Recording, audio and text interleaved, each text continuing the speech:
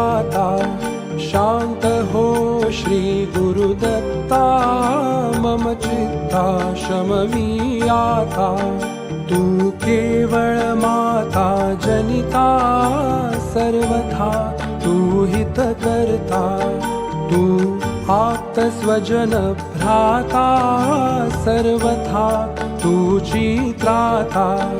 भय करता तू भय हरता दंड धरता तू परिपाता तुझ वाचुनी न तुझी वार्ता